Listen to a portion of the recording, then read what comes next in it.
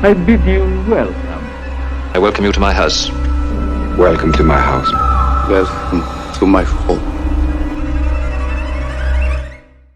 Hello horror hounds, welcome to my horror house. It's double bill time today because in this lockdown scenario, last night I was in the mood for some good cheesy fun and also wanted to work my way through the pile of movies yet to be seen and decided that the time was right for this Hollywood DVD quadruple bill. I skipped over Octopus and Octopus 2 because I wanted to watch Spiders and Spiders 2, which is what we will be talking about today. Now, these are the kind of movies that it would be easy to do a sort of tearing to pieces, trashing, ranting about. But honestly, I found that if you're in the mood for a creature feature and if you're willing to approach, especially Spiders, the first movie, in the spirit that it was made and intended to be viewed in, that there's actually an awful lot of fun to be had with it. The story is superb B-movie fare. We have a NASA experiment on the space shuttle in zero gravity involving a tarantula that gets hit by a solar flare and everything goes wrong. Throw into that mix a campus journalist who is a conspiracy theory nut. We are introduced to her as she's reading a book on UFOs and then rushes to make an appointment to meet a couple of people who claim to be aliens stuck here on Earth. And her investigation takes her beyond the veil when the government says that this NASA shuttle burnt up on re-entry after an accident, and she has witnessed it actually making a crash landing in this movie's sort of version of Area 51, which is really, I guess, a truck ride away from her campus office. If Spiders were a cake, the recipe would be something like this. I mean, you'd get a nice, solid, spongy base of 50s creature feature sci-fi. You'd ladle in some sort of custody creamy X-Files filling, and then the hundreds and thousands sprinkled on top with cherries would be poorly replicated elements of Alien and Aliens, including all the way throughout a musical cue that sounds almost exactly like if someone tried to replicate the musical cue in Ridley Scott's Alien, but only had a basic Casio keyboard to work from. So let me be up front and say that Spiders is not a great movie. It's also not one of those so bad it's good movies. I'd just say that this is basically a fun and entertaining B-movie. It's a B-movie which understands its own limitations and shortcomings, and to a large extent actually revels in exploiting those shortcomings. It helps that we have an engaging and charismatic female lead, Lana Parrilla, who I know, and everyone I guess who does know her will know her as Regina, the evil queen in Once Upon a Time. I mean, she's clearly the most engaging one out of the whole cast, and I know I'm saying this with 2020 hindsight, but if you were going to watch this movie cold and pick out anyone who might have a decent stab at a future career, Lana Parrilla would be it. She's really watchable in this. She's really up for it. Even the most ridiculous lines and the most nonsensical things she has to say and do. There's a sort of a sense with her of, let's put the show on in the barn. Let's do the show right here.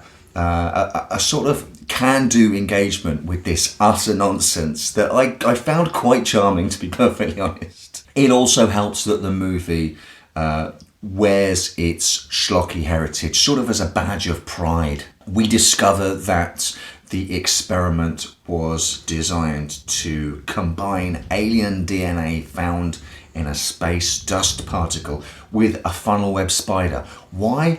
Because science gotta do what science gotta do. Whilst in this cheap knockoff of Area 51, our Nancy Drew journalist discovers a cryogenically frozen body of an Apollo 18 astronaut. I thought there were only 17 Apollo missions. Oh no.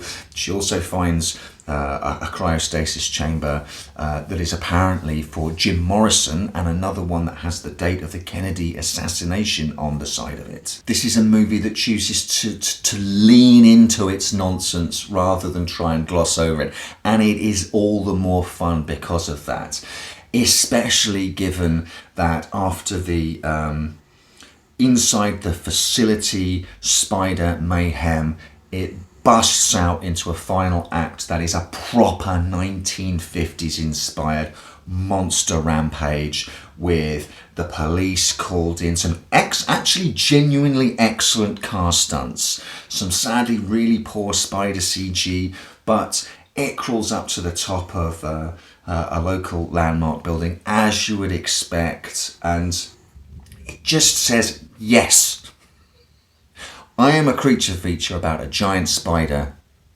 Hear me roar.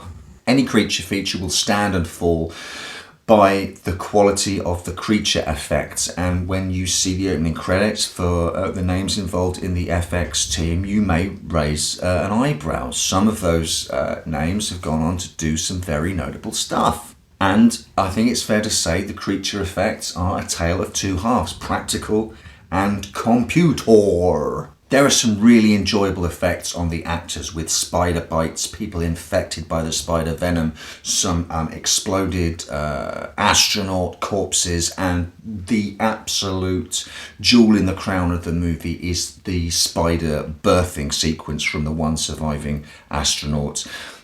Effects-wise, the film doesn't get much better than that. The recently birthed spider practical puppet is passable. I mean, it's sped up, it's not very well articulated, and it's quite clearly a practical spider model on a stick that someone is sort of pushing in and out of the frame. That said, once it grows really large, the sort of hero alpha giant spider practical model is really good. I enjoyed that. On the downside, when the spider has to actually do anything of note, we have to revert to computer generated images, and the spider modeling is awful. I mean, it's not sci-fi movie or the Asylum movies level of awful, but we are sort of nudging on it. This is 20-year-old computer FX technology for a really cheaply made movie in the first place. But to be fair, I think that giant spiders and fake spiders in movies are notoriously hard to get right. What's the best giant spider? I guess off the top of my head, maybe Shelob from the Lord of the Rings movies. And basically, to get that quality of giant spider, you have to throw a ton of Hollywood money at something like Weta Studios to get that. So spiders from New Image, with the best one in the world, ain't gonna be that. But if you're like me, someone who likes a movie like Giant Spider Invasion, I guess you can forgive a lot. It's a pretty short movie, 90 minutes long. The pacing is iffy. Honestly, if I could get some scissors on it, I'd maybe even chop out 10 minutes, 15, just to tighten it up. And it does barrel along pretty damn well, to be fair. It's entertaining B-movie schlock that is saved by a good and engaging leading lady and a sense of fun with some really good and enjoyable practical effects. Moving on to Spiders 2 then, we just back-to-backed it last night. Once again, for a Spiders movie, you do have an engaging leading lady, this time Stephanie Nisnik. We have our main lead channeling again Ellen Ripley from the Aliens movies, this time weirdly where Spiders riffed on Alien and Aliens. Spiders 2 is riffing a little on Alien 3 and Alien Resurrection. So maybe if we have a Spiders 3 at any point, it can be a little take on Prometheus and Alien Covenant. I don't know. AVP maybe. This one is a lot more locked down. It's kind of a single environment, sort of ship in a bottle type story. It starts off with a yacht in a storm and a married couple are thrown overboard.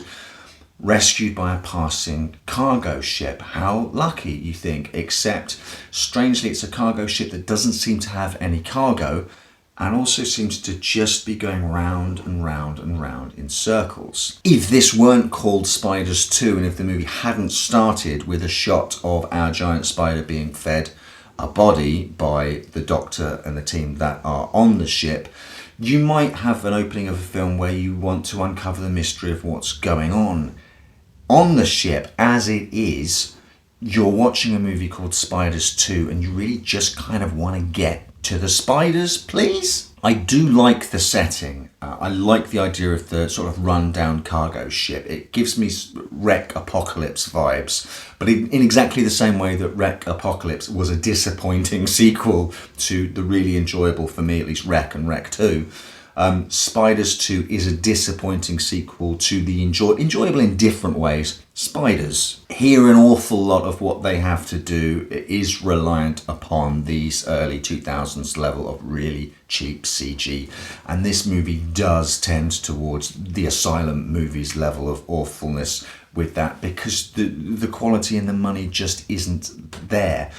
You're going to have to hold your nose if you want to watch this movie until the couple get on board the cargo ship at least, because all of that stuff with the storm coming in and then the waves and them going overboard and then the shots of the yacht sinking and all of that kind of stuff are just cheap and nasty. However, once they get on board the cargo ship, the husband is put under the dubious medical care of the ship's doctor, and the wife is the sole female on board, an all-male crew of this rusting, leaky old ship, but clearly that's at the end of its life, giving serious Alien 3 vibes to the proceedings. Now, this may sound crazy, but this whole middle section, the second act, has, for me, a folk horror vibe. Switch the ship for an isolated community and the crew for villagers or townsfolk, and you're there. What is the doctor doing to the husband? Is any of the crew trustworthy? Are they safe? It's this couple of outsiders coming into this enclosed, isolated thing where this group, this community knows what's going on, and the interlopers are in danger. The trouble is, this isn't a folk horror movie. It's called Spiders 2, and when you put the disc on, you want to see a creature feature. And for a lot of the runtime, this ain't that. In fact, even though it does keep popping back to this giant spider in containment, the spider and spiders of the title don't get out until after an hour of the movie has gone, and you've only got half an hour of the movie left. At that hour mark, though, the husband gets impregnated, and we are allowed to see what's going on in the lab with lots of other impregnated people in sort of life support pods, and it all becomes reminiscent of Alien Resurrection, especially when those in the life support pods begin to birth baby giant spiders. The spider and her babies get out with about, as I say, 30 minutes to go. And unfortunately, we have to lean back with so many spiders on the screen on these awful spider computer models from the time that just, they don't look good. There's another hero model of a big giant spider, and that looks okay, but it can't do much. So it kind of just appears in the background or the middle ground, and our heroes have to sort of fight it for a bit and run away from it for a bit. And you'll find yourself distractedly asking, why do these spiders roar like elephants? There's still some things to enjoy in Spiders 2. It's just not as gonzo. It's not as nuts as Spiders is. It seems to be trying in that second act to be making a really serious stab at setting tension and tone and amping the tension up, which is admirable. But when you realise that you're going to have to, in your final act, lean back on these awful looking CG spiders, I do wonder whether the effort was put into the right place. If they could have maybe leaned into the ridiculousness more in the sequel, as just as they did in the original, and made virtues of their own shortcomings, we could have had a second really surprisingly fun giant spider romp. As it is, it's more a case with Spiders 2 of I can see what you were going for, but when the final act hits, this is just as bad as any of the worst of the Asylum movies that we get on the Sci-Fi Channel and the likes these days, which is a shame. So now I am halfway through this Hollywood DVD box set of 4 creature features, and I have a plea to anyone out there who has seen either Octopus 2, or both of them. Are these octopi movies, are they worth my time? Because I've got a feeling that these might be hard passes, but if someone out there can tell me different, I'd be really happy to hear from you.